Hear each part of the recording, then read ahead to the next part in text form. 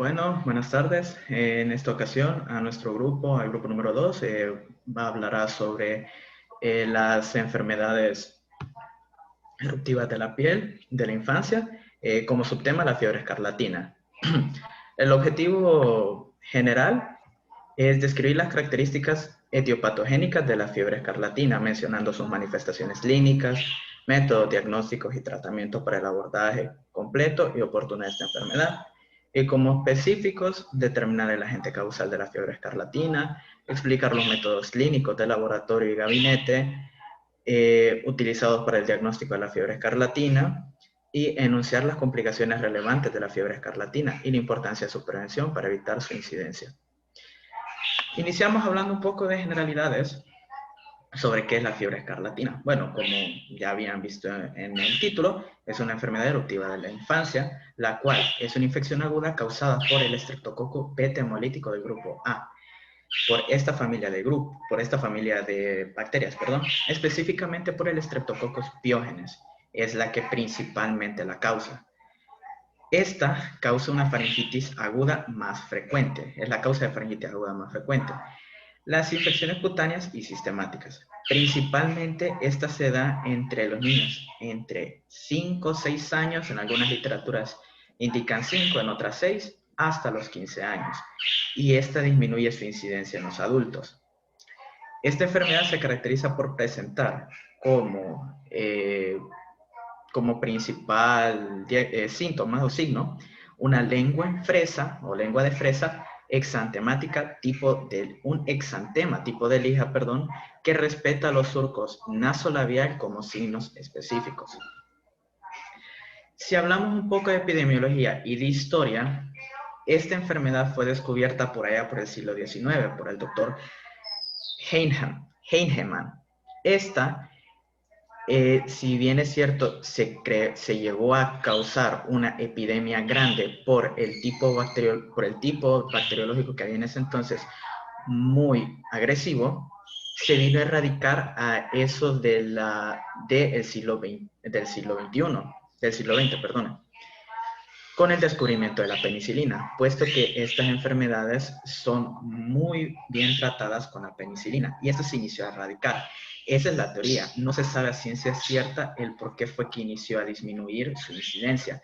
Asimismo, hay otras teorías que dicen de que el humano mismo inició a crear mayor tipo de anticuerpos y por lo cual las formas que podrían ser mortales iniciaron a disminuir. Desde ese entonces se pudo decir que ya estaba erradicada la enfermedad a un cierto nivel. Sin embargo, hay algunos estudios, principalmente uno de los más específicos en el 2013-2014, en el cual se encontró un brote de fiebre escarlatina en España, con 91 casos confirmados. Asimismo, un estudio en Inglaterra y Gales por la Salud Pública de Inglaterra, o PHE en sus siglas en inglés, afirmaron un aumento considerable entre el 2011 y 2014 en China, principalmente en Hong Kong y también en la misma Inglaterra. Ahora bien, si es cierto que estamos hablando de otro continente, ¿cómo está acá en el país? En el país, a pesar de que se buscó... Espérame. Hasta ahí quédate tú, que comience otro compañero, por favor. ¿Sí? Que siga. Otro compañero tuyo, por favor, si manejas el Bueno, tema de los yo demás. continúo si quieres, Daniel.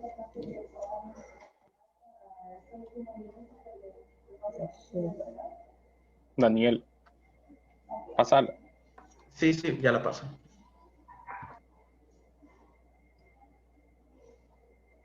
Vale, aquí vamos a hablar sobre la historia natural de la enfermedad.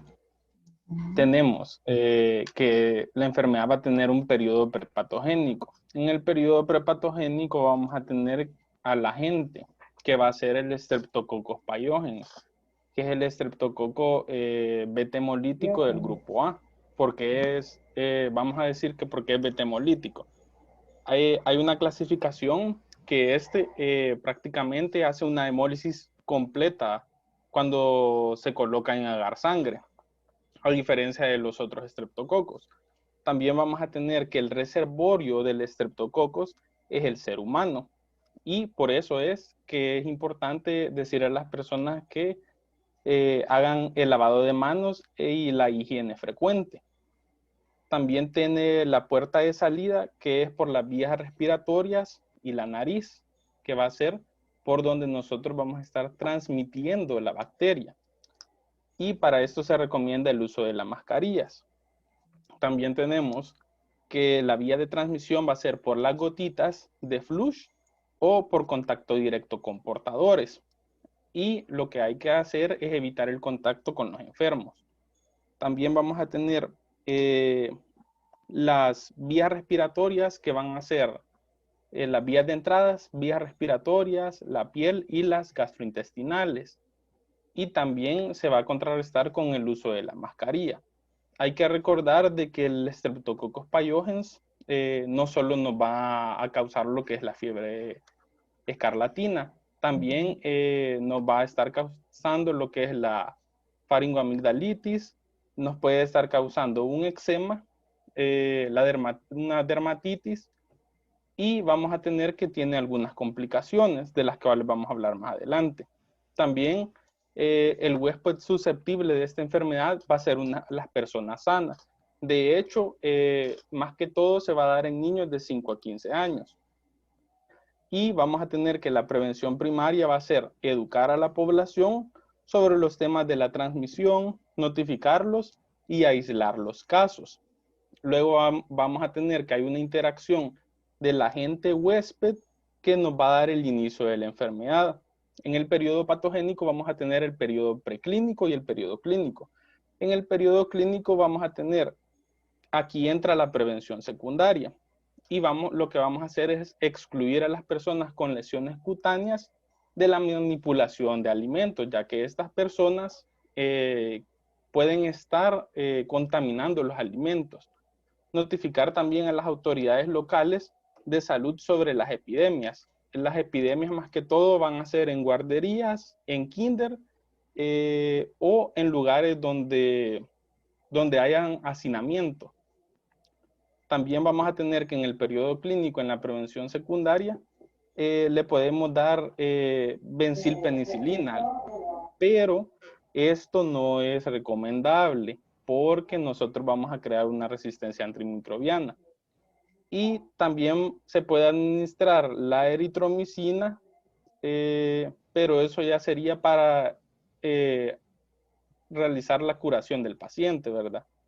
Y luego tenemos la cronicidad, que serían las complicaciones como la fiebre reumática, la osteomielitis, las artritis, las otitis medias, que son, estas complicaciones son raras, pero se dan. Vamos a tener las adenitis, los abscesos y también la glomerulonefritis postestreptocóxica, que van a ser la fiebre reumática y la glomerulonefritis postestreptocóxica serían las complicaciones más temidas. ¿Es un estreptococo o un, perdóname, es un estreptococo o un estofilococo? ¿Acordame? Es un estreptococo. Es un estreptococo. Sí, es un estreptococo. Y vamos a tener que se resuelve la enfermedad con la administración de la penicilina o las bencilpenicilinas. Siguiente. Bueno, aquí vamos a hablar sobre la reacción cutánea, que es lo de la fiebre escarlatina. Realmente la fiebre escarlatina está producida por las exotoxinas pirogénicas del estreptococos, las cuales se van a subdividir en A, B y C.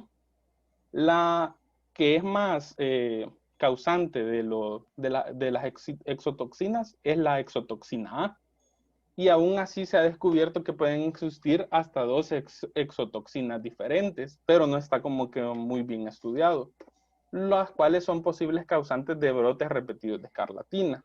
También tenemos que la característica del exantema tipo lija de esta enfermedad va a iniciar en la cara, o sea que va a ser cefalocaudal, para luego generalizarse.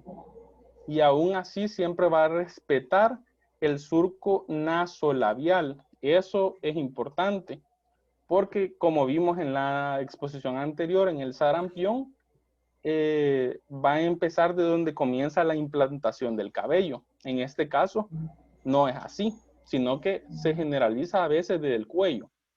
Asimismo, vamos a tener que estas palidece con la presión y es más intensa en los pliegues cutáneos, que van a ser las líneas de Pastia. Que esto también va a ser un diagnóstico diferencial, ¿verdad? Y vamos a tener la superficie de la lengua, va a presentar cambios iniciando por una cubierta blanca, que vamos a verla, al estarla examinando vamos a ver una lengua saburral. Y esto le conocemos como, esto es por la inflamación de las papilas gustativas. Y vamos a tener que estas se enrojecen y forman una lengua en fresa típica. Siguiente. Y aquí vamos a tener, primero vamos a tener, en los primeros 2 días, vamos a tener la lengua en fresa blanca, que es una lengua saburral. Y va a ser porque hay una prominencia de las papilas linguales y hay un eritema intenso.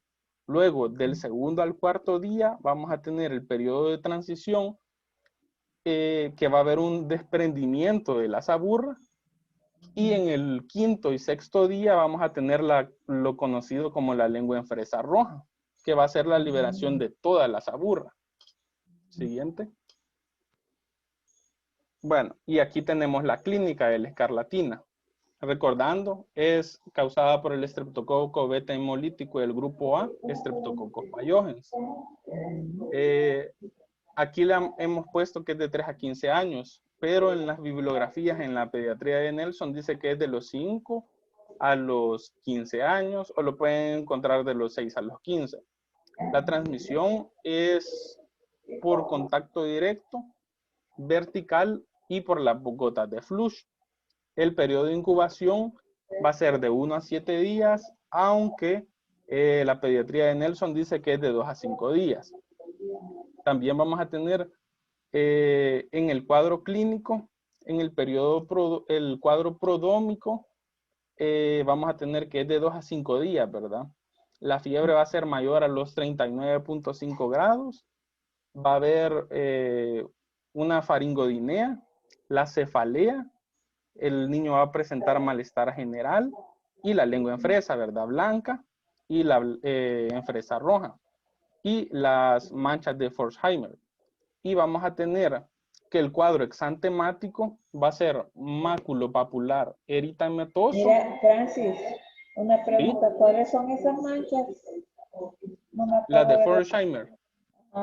¿Tenés ahí pasa la siguiente? Sí, en la siguiente diapositiva están. Vaya, pues es cabal, vaya. Luego vamos a tener que en el exantema también va a blanquear a la presión. Vamos a tener que es el característico papel de lija y va a estar en tronco, extremidades y las líneas de pastilla, que esto se va a dar en los pliegues. En los pliegues como en los pliegues axilares, en los pliegues de la fosa cubital anterior y en los pliegues de las entrepiernas. Y va a haber una desaparición de 4 a 5 días y luego va a empezar lo que es una descamación. Vamos a tener las complicaciones que van a ser las hepatitis, las pericarditis, la meningitis, la neumonía, la fiebre reumática, la glomerulonefritis. Siguiente. Y aquí vamos a tener las manifestaciones clínicas. Como pueden ver, ahí está el signo de pastilla, que nos ayuda a hacer el diagnóstico diferencial. Y de hecho también puede haber una prueba de torniquete o lazo que nos va a estar dando positiva. Pero recordemos de que esto no nos vaya a hacer confundirnos con dengue, ¿verdad? Porque en dengue nos va a dar positivo. Pero haciendo el análisis de todo el cuadro clínico del paciente, nosotros debemos de orientarnos a que es una escarlatina, ¿verdad?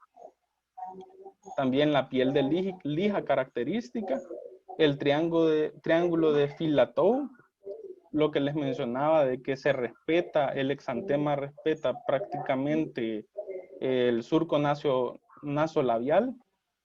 Y ahí están las manchas de Forsheimer, que se ven prácticamente en la úvula del paciente. Como petequias. Y la lengua, son como petequias. Y vamos a tener la lengua en fresa blanca y la lengua en fresa roja, que es lo más característico. Siguiente. Y el diagnóstico. ¿Cómo vamos a establecer el diagnóstico? Recordemos que en nuestro país es un país pobre. Entonces nos vamos a ir más que todo por la clínica. Pero en la pediatría de Nelson se crearon estos criterios de Max Isaac, que estos van a asignar un punto a cada uno de estos criterios, como el antecedente de temperatura mayor de 38 grados, la ausencia de tos, ya que los pacientes que tienen fiebre escarlatina no van a presentar tos ni van a presentar coriza. Eso es diferencial. También tenemos que estos pacientes presentan una adenopatía cervical anterior dolorosa a la palpación y tienen una tumefacción o exudado en las amígdalas. Y la edad, ¿verdad? Porque la edad es característica desde los 3 a 14 años o 5 o 15 años. Y los exámenes de gabinete que nosotros le podemos dejar a nuestros pacientes van a ser la presencia del estreptococo con un exudado faríngeo, o sea que le vamos a hacer un cultivo. También puede ser las antiestreptolicinas en suero, que esto prácticamente es lo que realiza que se haga el exantema, ¿verdad? En el paciente. Y también en el examen general en la biometría hemática, vamos a tener un aumento de leucocitos y los aumentos de los eosinófilos en sangre. Siguiente. Y aquí tenemos el tratamiento. Tenemos que en El Salvador, según los lineamientos de atención integral para los menores de 10 años, se debe dar un antibiótico y cumplir la primera dosis en el establecimiento de salud. Vamos a darle un remedio inocuo para aliviar el dolor de garganta del paciente. Y también vamos a dar en el establecimiento de la primera dosis de acetaminofén para la fiebre, que va a ser de 10 ml por kilogramo de peso. O para el dolor si el pacientito tiene, ¿verdad? Y lo más recomendable es que le demos, lo vamos a tratar como que si fuera una faringitis, una faringoamigdalitis. Le vamos a dar penicilina benzatínica. Si es factible para nosotros darle penicilina benzatínica, ya que esta solo es una dosis, ¿verdad? Y le vamos a dar en un frasco vial de 1200 unidades y la dosis del pacientito va a ser de 5000 unidades por kilogramo de peso, sin sobrepasar esas 1.2 millones de unidades. Y preferiblemente le podemos dar amoxicilina, se le puede dar amoxicilina en jarabe, que tiene un mejor sabor para los niños. Y este va a ser un frasco en polvo para reconstituir de 250 miligramos en 5 ml. Y le vamos a estar dando de 80 a 90 miligramos por kilogramo de peso cada 8 horas por 10 días. Esto Francis, Francis, solo acordate que los antibióticos tomados vienen en suspensión, no en jarabe. Sí. Vaya. Sí, es cierto, perdón, suspensión. Y para los niños que son alérgicos, les vamos a dar claritromicina. Y este va a ser un frasco con polvo para reconstituir de 250 en 5 ml y va a ser de 15 miligramos por kilogramo día cada 12 horas por 7 días. Siguiente. Y la vacunación. En este momento no hay así una vacuna exacta, ¿verdad? Pero hay estudios de vacunas que están en desarrollo, como esta de recombinante de la 30 valente, que está basada en la proteína M del estreptococos. Y hay otra que también tiene otros epitopos conservados que inducen anticuerpos protectores sin incluir proteína M. Y otras de proteína M que incluyen un hipótopo en la región conservada de esta proteína para generar una amplia inmunidad. Quizás no ha habido como un gran interés, ya que desde que apareció la penicilina, prácticamente se ha reducido la escarlatina, ¿verdad? Y vamos a tener que todas estas vacunas siguen en fases relativamente tempranas de desarrollo, por lo que aún no es segura la utilización de ninguna. Siguiente. Y la prevención, la mejor opción para prevenir es evitar el contacto con las gotitas de flush, ¿verdad? La profilaxis a gran escala en general no va a ser factible, o sea que no es muy recomendable que nosotros le estemos dando amoxicilina a los pacientes para estar previniendo, porque igual el estreptococo es parte de la flora normal. Y vamos a tener que, ya sea en casos de epidemias, de faringitis, en comunidades de militares o de escolares, sí se puede dar el tratamiento, ¿verdad? Dado que la capacidad de los antibióticos es limitada y lo ideal fuera que hubiera una vacuna, ¿verdad? Y ofrecer la posibilidad de un abordaje más eficaz de la infección. Siguiente. Y vamos a tener las recomendaciones. Lo que vamos a hacer es recomendar el lavado de manos frecuente, la utilización de productos antibacterianos para la limpieza de la casa, ya que hay que recordar que se puede transmitir por fomites, no compartir cubiertos ni toallas personales. Los niños con síntomas deben de dejarse en la casa, ¿verdad? No tienen que ir a la escuela porque pueden ocasionar o que haya una epidemia en la guardería o en el colegio en el que estén. Hay que mantener hidratados a los niños durante toda la enfermedad. Hay que darles sopas nutritivas, batidos y que la dieta sea blanda en estos niños. Hay que ventilar la habitación donde duerman las personas infectadas y hay que evitar el contacto del niño afectado con personas que tengan cardiopatías y con personas que tengan disminuida su defensa, inmunodeprimidos. Siguiente. Siguiente.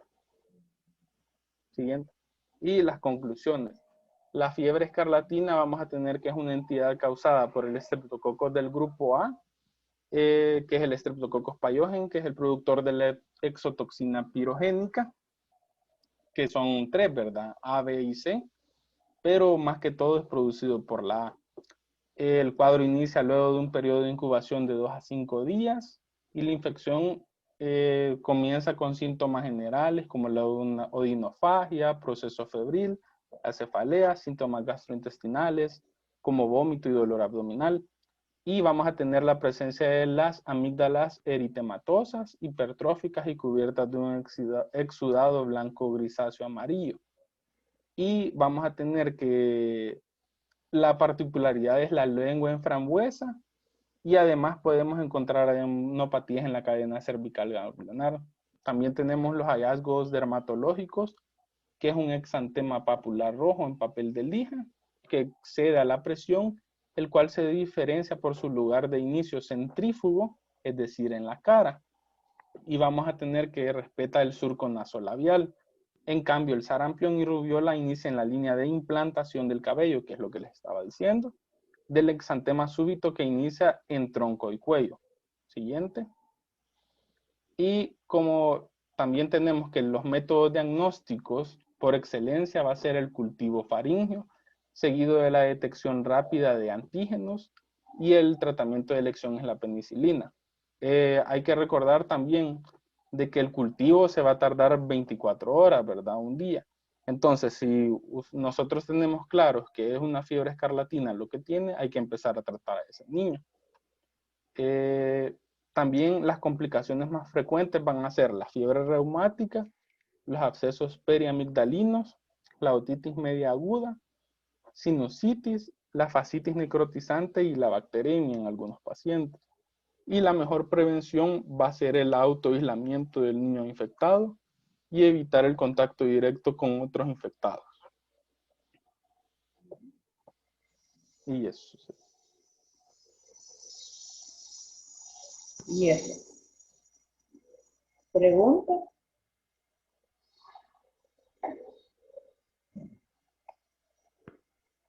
Bueno, miren, Esas no son conclusiones. Para esa gracia me hubieran hecho ustedes un cuadro comparativo, hubieran comparado con sarampión, escarlatina, y no sé qué enfermedad mencionaste ahí, hubieran dicho cuáles son las similitudes y diferencias. ¿Sí? Esas no son conclusiones. Recomendaciones, las recomendaciones que me pusieron solo es medidas preventivas generales, ¿sí? Que se le da a la población, a las mamás, ¿verdad? Para evitar, para prevenir la enfermedad. Pero ustedes, recomendaciones como grupo no tengo, aparte de demasiadas conclusiones. El grupo concluyó que esta enfermedad, acá, unos 3, igual las recomendaciones, 4 como máximo, ¿sí? Por lo demás, está bastante completo. Me gustaría que puntualizáramos ciertos aspectos para que le quede claro a los compañeros, ¿sí? Todo lo han dicho ustedes, pero vamos a ver,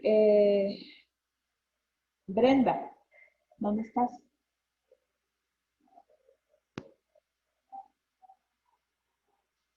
Perdón. Brenda Abigail. Doctora, A Brenda le toca Kawasaki, creo yo. Sí, pero le toca contestarme de escarlatina o no. Ah, ajá. sí, doctora. Vaya, hija. Contame, la escarlatina? Háblame un poquito de cuáles son los signos y síntomas. Quiero ver si les quedó claro, ¿no? Para que los compañeros le recuerden. Vaya, me llamaba la atención una manifestación clínica, en este caso de la lengua en frambuesa, que tiene cierta similitud con, por ejemplo, con el tema que nos corresponde a nosotros, porque también es un síntoma, es un signo, una manifestación clínica bien característica en este caso, solo que a diferencia de escarlatina se presenta con coloración blanquecina y roja. También la fiebre, en este caso, y bastante alta. la inflamación a nivel bueno, también, sí, creo que también el manejo se mencionaba que puede ser como un tratamiento como de faringitis, si no me equivoco. Así es. Y la erupción cutánea, ¿verdad? Como característica como un sarpullido, puede ser. Muy bien, hija. Cindy Marielo, decime los signos y síntomas del escarlatina, explicarlos. Vaya, los signos y los síntomas van a aparecer después de 2 a 5 días del periodo de incubación y estos van a iniciar con fiebre, que son mayor de 38.5, cefalea, dolor abdominal, también empieza por un dolor de garganta y el niño empieza a presentar lo que son los exantemas, ya los había mencionado, a nivel de la cara, pero nasolabial, se va a ir descendiendo por el cuerpo y que va a ser más intenso en los labios, es línea de fascia. Y luego también tenemos una faringitis, una inflamación y el estado de los amígdalas del niño. Vale, Daniela, espérame. ¿Cuántos días son, Daniela y Yulisa, cuántos días son de que presenta los signos y síntomas del paciente? Dice que mayormente el exantema se puede llegar hasta presentar hasta 4 días. Pero esos Sí, 4 pero días... todo en general, la cefalea, el exantema, la lengua. Dice que ¿Cuánto dura? Que le puedes comenzando... decir a tu por ejemplo, tú llegas ahí, ¿y cuánto le va a durar los síntomas, doctor? Y vos, ¿cómo le vas a Tengo decir cuánto entendido, dura? es que tengo entendido que si el paciente llega a consultar, se le debe dar el tratamiento rápido y entonces los síntomas, luego que se le dé el tratamiento, luego de unas 24 horas comienzan a disminuir los síntomas, tengo entendido. Sí, pero lo que estoy preguntando es, ¿cuánto dura? A ver, ayúdame. ¿Cuánto Entonces, dura? de 4 a 5 días. 5 De 4 a días. 5 días. Si le das De cua- tratamiento, si sigue la historia natural de la enfermedad, pues se debe durar, qué sé yo, un par de semanitas, ¿verdad? Bueno, está bien. La transmisibilidad, ¿cómo es? ¿Cómo se transmite? Me dijeron. A ver, Daniel y Armendáriz. Espérense que me diga Daniel y si no, pues. Pues la transmisión es por gotas de flujo, o sea, por vía directa, también se puede dar por Así gotitas. es. Así es, muy bien. Armendáriz. Eh, el Sí, doctora. reservorio. El reservorio de esa enfermedad, ¿cuál sería? El humano Muy bien. Y el microorganismo causal, Ariel. es el... Ah, Ariel. ¿Qué es Ariel?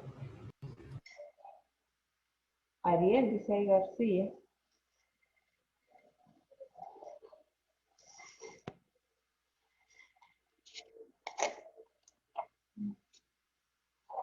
Ariel.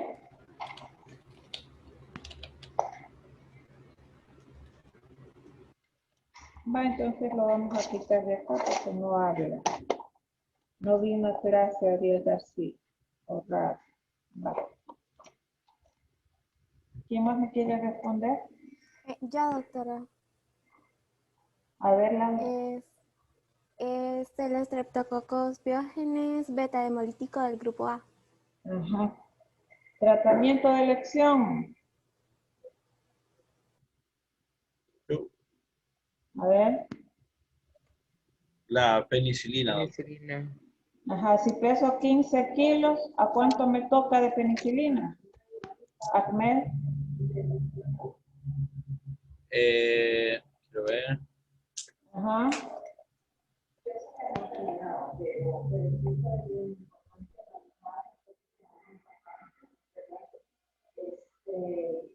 Sería que 150.000 unidades internacionales. Ajá. ¿Está en lo correcto?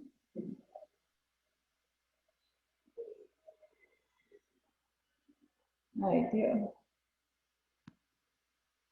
Bueno, ¿cuáles son las medidas generales?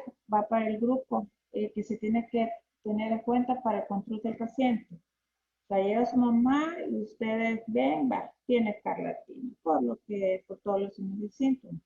Entonces, ¿cuáles son las recomendaciones que le van a dar ustedes en su casa? O lo van a tener en la casa, lo van a mandar aparte, ¿cómo van a hacer?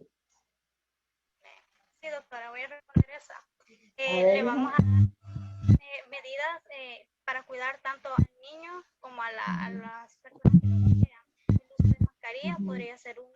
El otro sería no utilizar los utensilios del niño, los platos, también desinfectar el área donde el niño frecuenta, mandarlos a la escuela, que pueden tener un poco de infección, y también hidratar a los niños, y como va a tener una apendicitis, podemos decir, va a tener dolor de garganta, entonces vamos a decirle a la mamá que esté hidratando constantemente con galletas blandas.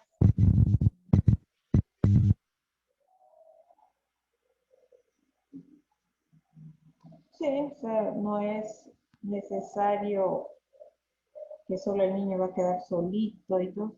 No, pero sí tener ciertas medidas, ¿verdad? Que utilizar sus platos, higiene, uso de mascarilla, ¿verdad? Todo eso.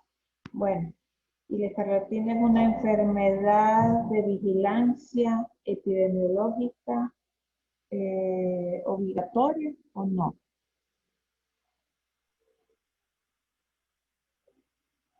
Se reporta en el DIGEPES. Sí, doctora, sí se debe reportar. ¿Se hace o se reporta? Sí, sí se reporta porque como, digamos, si es en niños, puede que cree una epidemia prácticamente en las guarderías. Pues fíjate que no, Francis. No, no se reporta. No, se reporta que son bien raras. Y generalmente con solo que el niño no lo mandes a la guardería y le das el tratamiento en su casa, lo controlas. No causa una gran mortalidad. ¿Cuánto es la mortalidad por esta Sí, de eso vacuna? sí, sí decía que no había una tasa de mortalidad. Pues sí, Prácticamente no hay mortalidad. y solo se Ajá. complica, porque ya dijiste las complicaciones. ¿Cuáles eran, Francis? ¿Recordán? Ujú. La fiebre reumática, la Ujú. glomerulonefritis, Ajá. que esas son las más graves, ¿verdad? Lo más grave, así es. Entonces, no es Ujú. de vigilancia obligatoria. Claro, me sale un niño y de repente me viene otro, y me viene otro y otro, unos cuatro ahí. Por lo menos reporto para que vayan los de saneamiento ambiental, enfermería, a ver qué pasa, a ver qué está pasando por ahí. Mandamos a los internos, a los gobiernos sociales, que tengamos ahí a la mano, ¿verdad? Para hacer ya, se amerita, o sea, por qué se ha dado ese pequeño brote, ¿verdad? Bueno, vacunación ya quedamos que no, ¿verdad? No hay. No, aún no. Solo está en investigación. Bueno, muy bien, muchachitos. Pasemos a lo que es Kawasaki.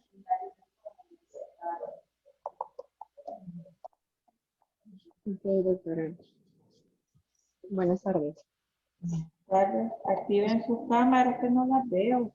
O las tienen activadas y eso es lo que no. Por lo menos las del grupo, los demás, no importa.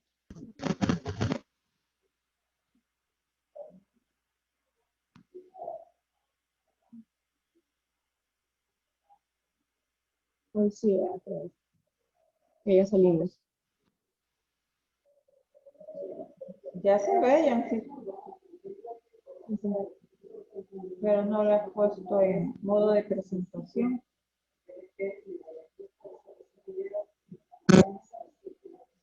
Me queda que parece copita, dale. No, ahí no. No sé si se ve bien, doctora. Ya se No, veía, solo dale F5. así es. Solo presentación.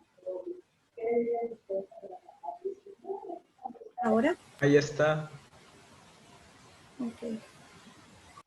La empezáis. Pero no Bueno, se oye nada. hola. Va, ya, dale. Hoy sí. Hoy sí. Ok. Tengan todos muy buenas tardes. Nosotros somos el grupo número 3 y nos toca hablar sobre la enfermedad de Kawasaki. Para empezar, esta enfermedad es una vasculitis generalizada de pequeños y medianos vasos. Justamente se da en las arterias coronarias. Se sabe que la etiología de esta Ya enfermedad sí. aún... Hola. Hola. Ahí está. Mover las diapositivas, no te quedes solo en la primera. Ajá, dale. Perdón. Hoy sí, ¿verdad? Sí. Vaya, para empezar, la enfermedad, volví a regresar ahí. La enfermedad de Kawasaki, como mencionaba, es una vasculitis generalizada que se da en los pequeños y medianos vasos, justo en las arterias coronarias. Y se sabe que la enfermedad de Kawasaki aún no tiene como una etiología definida. Aún hay estudios de acuerdo a cómo investigar qué es lo que la causa y afecta a niños menores de 5 años. Es causa de anormalidades en las arterias coronarias porque causa dilataciones y aneurismas en estas y se da este tipo de complicaciones, el aneurisma de las carótidas se da en el 25% de los pacientes como complicados y el 1% de estos pacientes incluso fallecen. Las manifestaciones cutáneo-mucosas ocurren justo en la etapa de la fase aguda y en la etapa subaguda. Siguiente, por favor. En cuanto a los objetivos, el objetivo general de este trabajo es demostrar la importancia del estudio de la enfermedad de Kawasaki, su epidemiología, la etiología, las manifestaciones clínicas, el tratamiento y las medidas preventivas. Los objetivos específicos, analizar las manifestaciones clínicas de la enfermedad de Kawasaki para realizar el diagnóstico de una manera adecuada y que también sea oportuno. Enumerar las características de la enfermedad de Kawasaki que le confieren su etiología desconocida y así también su patogenia. Siguiente, por favor. La enfermedad de Kawasaki, como ya habíamos mencionado, es una vasculitis de la sistémica y autolimitada de las arterias medianas y durante la fase aguda puede producir aneurismas arteriales, vasculitis o miocarditis, siempre con el mismo porcentaje de pacientes, el 25%. Esta enfermedad es característica por presentar una adenopatía cervical que es no exudativa o no supurativa, presenta cambios en piel, en mucosas, incluso presenta edemas de manos y pies en los niños, una conjuntivitis que también es no exudativa y presenta eritema en los labios y las palmas, así como la descamación llamada periungual que se da en las manos y en la yema de las manos, en la yema de los dedos de las manos y los pies. Sabemos que la enfermedad de siguiente. Sabemos que la enfermedad de Kawasaki es la causa más común de la enfermedad coronaria adquirida en niños en países desarrollados. Esta supera la fiebre reumática y por su predilección hacia las arterias coronarias es lo que ocasiona que haya aneurismas en un 25% de esos pacientes. También se sabe que este tipo de vasculitis es más frecuente en niños después de la vasculitis de Schollen, no sé si se pronuncia así, pero creo que así es el nombre. Siguiente, por favor.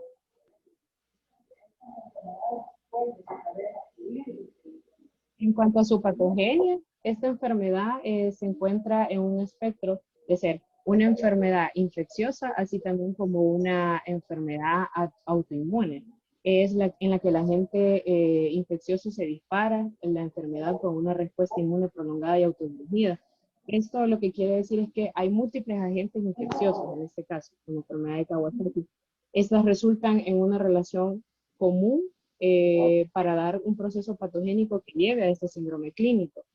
Y hay algo que se llama superantígenos que se ven involucrados. Bueno, los superantígenos son proteínas que tienen como la propiedad de alterar más las células T que un antígeno normal. Entonces, estos superantígenos, en resumen, vienen, colonizan la membrana mucosa del huésped que está genéticamente susceptible en este caso, y las toxinas son absorbidas y empiezan a producirse así las citocinas y empieza el síndrome clínico inflamatorio de esta enfermedad. Siguiente, por favor.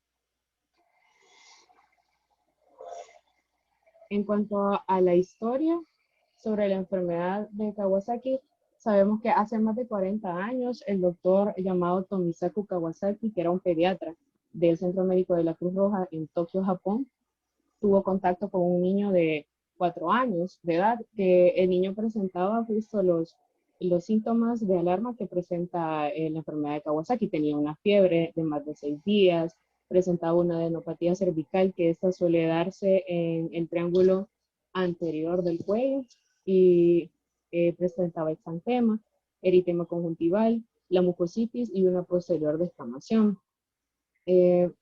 Este señor, el doctor Kawasaki, publicó por primera vez una recopilación de 50 casos clínicos referentes a la enfermedad de Kawasaki, donde se establecen estos criterios que han sido mencionados anteriormente. Sin embargo, él le llamó antes síndrome febril con descamación no escarlatínica. Más adelante, doctores como Tanaka y Yamamoto, que también eran de Japón, y doctores americanos como Larson y Landing, descubren el compromiso cardíaco que esta enfermedad representa. Siguiente, por favor. En cuanto a la epidemiología, afecta primariamente a niños pequeños que son lactantes y preescolares, a niños de entre 3 meses y 5 años, y tiene un pico entre los 18 y los 24 meses. En el 50% de los casos hay menores de 2, se dan menores de 2 años de edad, y en el 80% en menores de 4.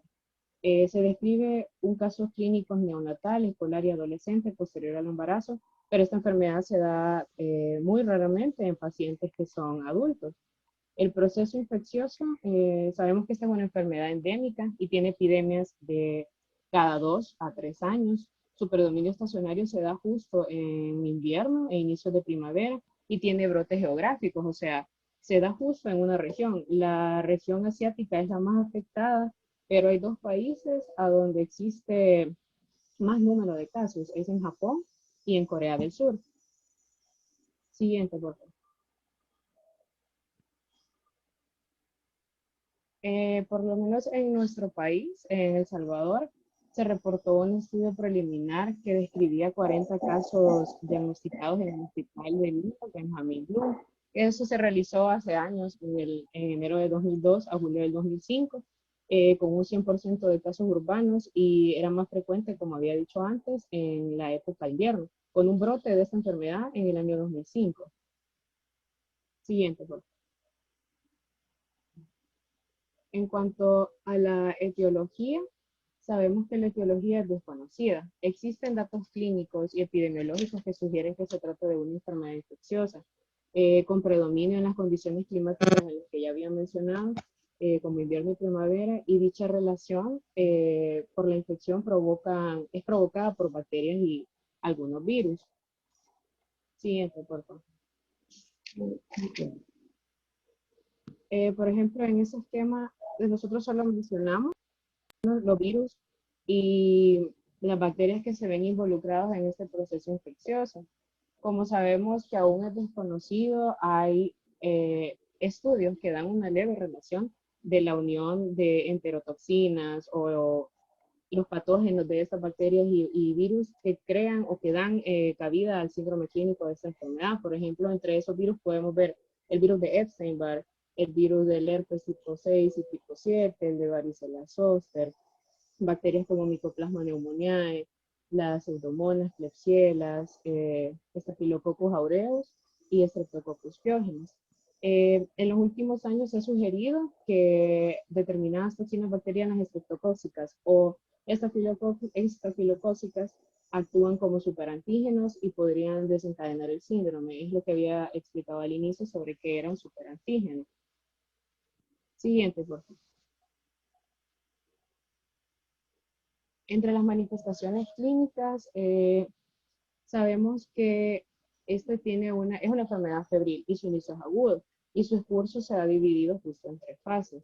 La fase aguda febril, que dura 10 días, está la fase subaguda, que dura la subaguda que dura de 2 a 4 semanas, y es donde esta semana finaliza cuando las plaquetas y la velocidad de sedimentación globular vuelven a la normalidad.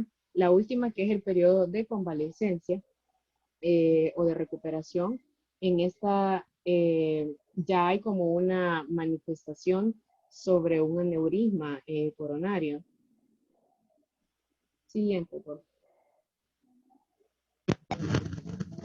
Sabemos que no existe ninguna prueba de laboratorio específica que nos pueda ayudar en el diagnóstico de Kawasaki. No hay algo exacto que nos diga si esta enfermedad es, ¿verdad?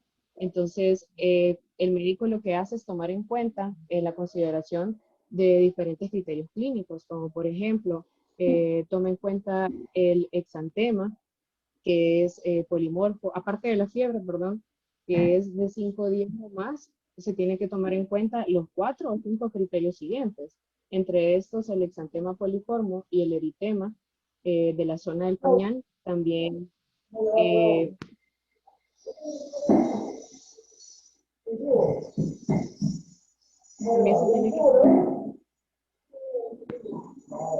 también se tiene que tomar en cuenta el cambio en extremidades, que es como decía, que los niños presentan en sus manos y en sus pies edema y presentan también la descamación perunquial, que es donde se ve que los niños van perdiendo poco a poco en la yema de los dedos, se van descamando y también en la yema de los dedos de los pies. La conjuntivitis de esta enfermedad suele ser bilateral, no hay exudado y también es indolora. En los cambios que se dan en los labios en la cavidad oral es importante cuando revisamos la cavidad oral del niño y vemos que tiene la lengua de tipo frambuesa, que es cuando las papilas están aumentadas y están indistinguibles. También los cambios que representa la adenopatía cervical, que como había mencionado, es común que se encuentre en el triángulo anterior del cuello y el diámetro de este puede llegar a ser mayor, de 1.5 centímetros, pero usualmente este se presenta de manera unilateral. Siguiente, por favor. En cuanto a la exploración física, vemos que en la primera fotografía, donde está el niño, se muestra una adenopatía cervical, que es lo que les estaba explicando. Este suele ser el criterio menos frecuente en realidad en la enfermedad, pero sin embargo casi siempre aparece. La manifestación es unilateral, está confinado al cuadro cervical anterior y este tiene una consistencia firme, no hay sensibilidad sobre ellos y muchas veces suele ser indolora. Luego tenemos la lengua en frambuesa, que es caracterizada por tener las papilas, se le puede ver en la lengua al niño, que tiene las papilas prominentes y estas están indistinguibles. En la queilitis de mucosas y labios se ve las fisuras que tienen los niños que presentan en los labios. Aparte de la fisura, presentan un sangrado y se ven los labios de forma agrietada, como se ven en la fotografía. Siguiente. Luego en la siguiente vemos la conjuntivitis, que es la conjuntiva vulvar hiperémica. Esta esta justo después de que el niño o la niña empiezan con fiebre. Involucra la conjuntiva vulvar y no hay secreción. Esta puede aparecer transitoriamente o incluso a veces puede acompañar hasta la etapa subaguda de la enfermedad y esta suele ser indolora. También tenemos el exantema poliforme, que es la fotografía que está abajo. En el exantema poliforme, esta suele ser urticarial, suele ser descarlatiniforme y la descamación ocurre primero en el perineo y no deja secuelas. Luego están los cambios en las extremidades, que es donde se ve el edema de manos. Aquí los niños presentan edema en manos y en pies y también presentan edema con induración. Este muchas veces suele ser de una característica muy dolorosa y hay descamación de 1 a 2 meses. Después se observan en las uñas de los niños algo que se llama las líneas de Bell, que se da por la interrupción brusca del crecimiento ante un acontecimiento. Mucho lees, Yancy. Hola. Mucho lees, niña. Sí, solo me estaba basando en la parte que tengo anotada de esto, de las manifestaciones de la exploración física. Dale, pues. Luego de que se dan lo de las líneas de Bell, sabemos que esas se dan de 1 a 2 semanas y es común por el acontecimiento estresante, como les decía, que pasan los niños en cuanto al proceso o el síndrome clínico de la enfermedad. Siguiente, por favor. Luego, en esta diapositiva, lo que vemos son los mismos criterios clínicos que habíamos mencionado al inicio. La fiebre de 5 o 6 días es muy importante saberlo para así llevar más o menos. La fiebre es muy común en muchas enfermedades, entonces, en este caso, para llevar a cabo los criterios clínicos y basarnos en qué es la enfermedad de Kawasaki, aparte de la fiebre, tenemos que tomar en cuenta 4 o 5 de estos criterios. Sin embargo, hay algo que se llama enfermedad de Kawasaki incompleta, que eso nos dice que los pacientes pueden presentar fiebre y pueden presentar menos de estos 4 criterios clínicos y el médico incluso puede pensar que no estamos ante la enfermedad de Kawasaki y se basa ante eso, aunque no cumplen los criterios clínicos, se tiene que basar en un ecocardiograma y se tiene que basar en las pruebas de laboratorio, por eso lo voy a mencionar después. La enfermedad incompleta de Kawasaki tiene el riesgo de que el paciente desarrolle más fácilmente o que siempre desarrolle la complicación de aneurisma porque no ha sido tratada a tiempo y no ha habido un diagnóstico y un tratamiento oportuno. En este caso, en esos criterios son los que nos basamos para poder diagnosticar la enfermedad. El niño, aparte de que tenga los 5 días de fiebre, tiene que tener 4 de esos, no importa si es conjuntivitis bilateral no exudativa o si presenta el exantema o si presenta la linfadenopatía o la adenopatía cervical anterior. o si presenta el cambio en las extremidades. Se tienen que tomar 4 o 5 de esas, aparte de la fiebre, para poder decir que se trata de la enfermedad de Kawasaki. Siguiente, por favor. Ayúdenme ahí a Yancy, por favor. Otro compañero que me hable del manejo.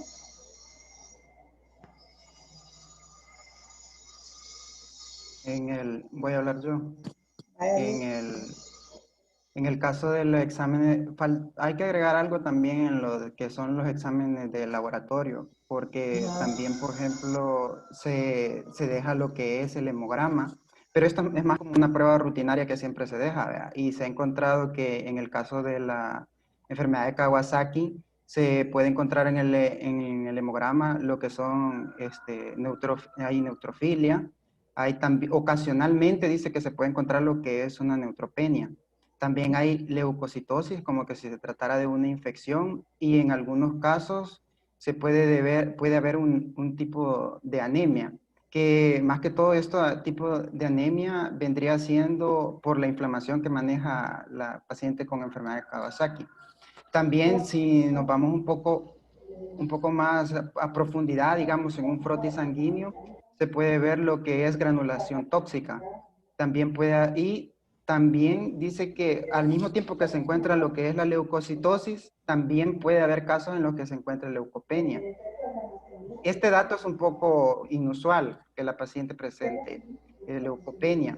Otro factor tal vez, o punto bastante llamativo, vendría siendo lo que es el elevado número de plaquetas.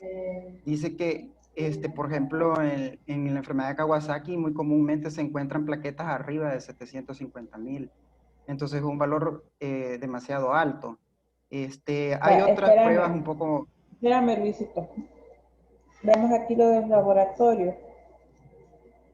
En sí, no hay uno patognomónico, es decir, esta es cagar para Kawasaki, ¿verdad? No, ¿Estamos no hay. en eso entendido? Va, perfecto. Sí. Entonces, se le manda hemograma, como me acabas de decir, y encontrarse alteraciones. Se le manda también el conteo de plaquetas, por lo que entiendo yo, y sí, se manda. Pero según el libro de enfermedades infecciosas de la OMS, las plaquetas arriba de 450,000, dice ahí. ¿Tú me estás diciendo 700? ¿Cuánto? Dije 750,000. ¿De dónde sacaste ese dato, hijo? Lo saqué de un artículo, o quizás era 400, voy a revisar bien si no me equivoqué. De un artículo. Bueno, ¿artículo de qué? Era creo que del colegio médico era. Sí, del colegio Bueno, médico. pero independientemente de que sea 450, 750, pueden ustedes ver que las enfermedades de Kawasaki siempre están exageradamente alteradas. Eso sí, ¿verdad? Sí, están exageradas. Exageradamente elevadas. Ajá, ¿qué más nos querías decir de ahí? También quería decir que, por ejemplo, se dejan otro tipo de exámenes como el perfil lipídico, que se encuentra disminuido el HDL, y también elevado el triglicérido y el colesterol también se encuentra elevado. ¿Y por qué será?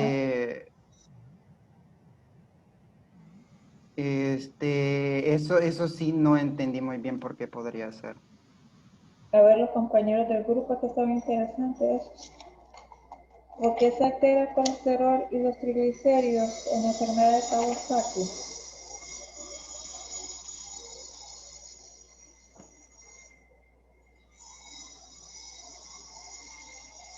¿Grupo? Doctora, yo no sé si tiene que ver con el grado de inflamación que es a nivel prácticamente o sea, así como se da a nivel de vasos, como las arterias coronarias, pero también a nivel de todo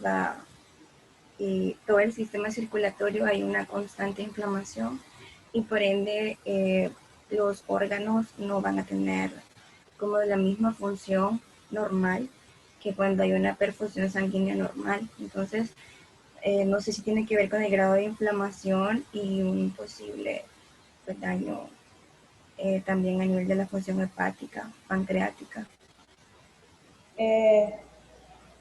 Bueno, ahí cabal, como dicen ustedes acá, hay una gran inflamación, ¿verdad? Pero realmente no veo que me explique por qué eso y si es que realmente se da. Bueno, investigan porque ustedes son los del grupo, oye, pero realmente lo que había visto más, lo que pueden mandar es mandatorio, proteína C reactiva, conteo de plaquetas.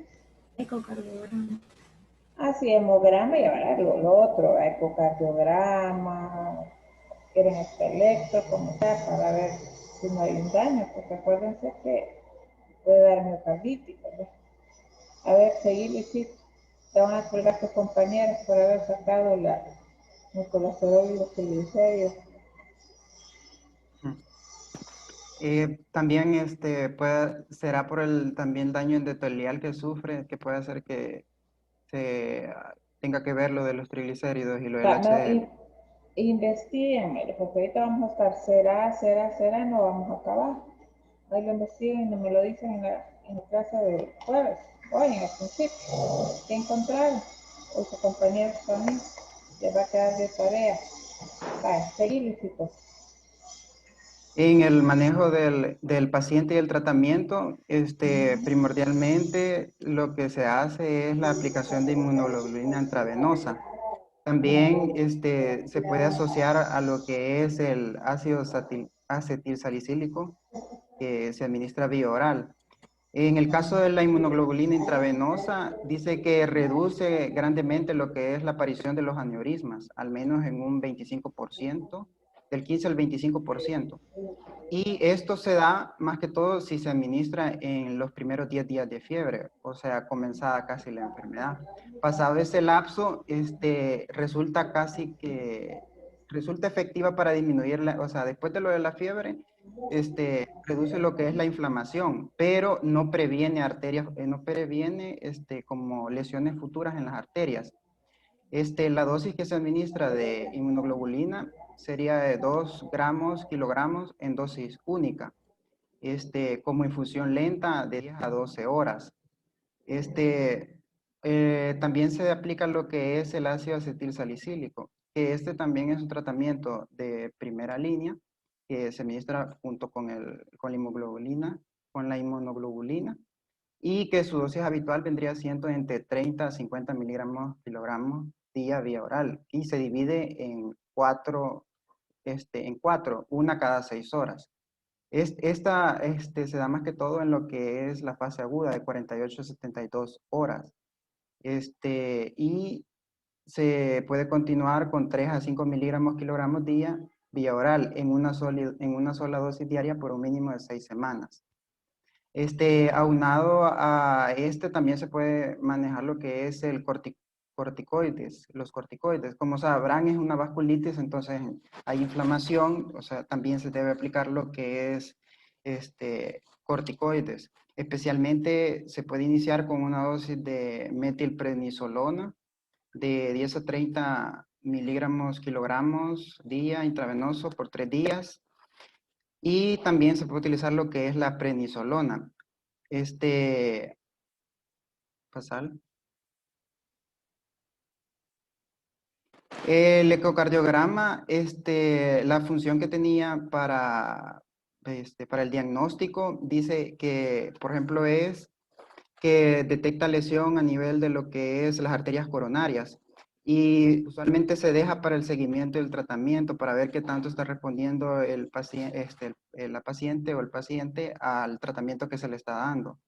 Y dice que debe realizarse al menos 3 ecocardiogramas. Uno al momento del diagnóstico, o sea, cuando ya se diagnostica que él tiene Kawasaki, y la segunda tendría que ser entre los 10 y 14 días después de que se le ha hecho el diagnóstico y se le está dando el tratamiento. Y la tercera sería entre la sexta hasta la octava semana posteriores. Esto ya sería para el seguimiento, para ver si la persona mejora o continúa con el daño en las arterias coronarias. Siguiente. Esto ya lo había mencionado. Siguiente.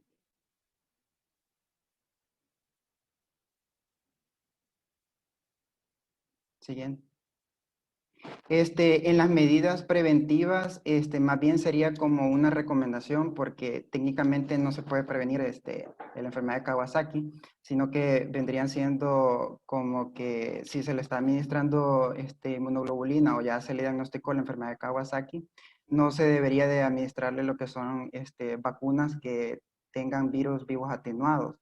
Debe postergarse hasta 11 meses, porque como ya habíamos visto antes, entre la etiología, no es que ciertamente se tenga que tales agentes infecciosos causen lo que es la enfermedad, porque no está tan determinado, pero sí se cree que algunas enfermedades, virus o bacterias, causan o desencadenan lo que es la vasculitis. Entonces, para evitar posibles efectos adversos, es que se debe prolongar las vacunas. ¿Pero cuáles vacunas? Solo me ponen podría ser, inmunización por con ejemplo, vacuna de virus. ¿Cuáles? Ajá, podría ser dependiendo de la que falten en el esquema de vacunación, podría ser papera, sarampión, rubiola. O sea, en otras palabras, mantener el esquema de vacunación completo. Sí, se postergaría hasta que se le haya cumplido la primera ronda del tratamiento. También también otro fármaco que se ve que da bastante, ¿cómo le dijera? Ayuda bastante en este tratamiento sería el infliximab, que usualmente se utiliza para cuadros de reumáticos diversos, y es que casi que la enfermedad de Kawasaki Pero es que no nos vamos a meter mucho en clínica, en tanto medicamento que es de segundo o tercer nivel de atención. Acuérdate que estamos en primero, y vamos a dar lo básico, dame más medidas preventivas, niveles de prevención, todo eso. Usted me estás hablando un montón de medicamentos que ni vos los has visto, ¿o sí?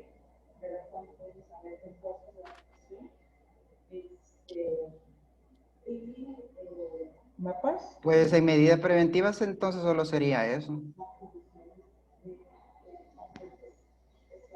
Sí, pues, ¿qué es lo que traen en la presentación?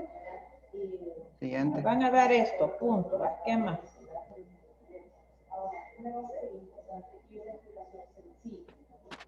Y en conclusión, sería que la enfermedad de Kawasaki es una vasculitis aguda y sistémica de las arterias de mediano calibre, con predilección por las arterias coronarias, en donde se forman aneurismas hasta el 25% de los pacientes no tratados, y presenta múltiples y variadas manifestaciones cutáneas mucosas y fundamentalmente en la fase aguda.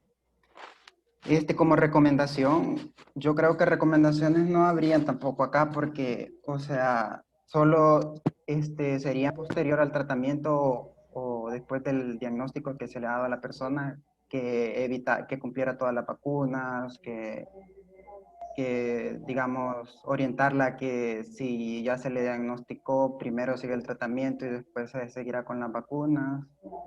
Solamente eso sería, porque como es una enfermedad que puede tener un componente genético igualmente.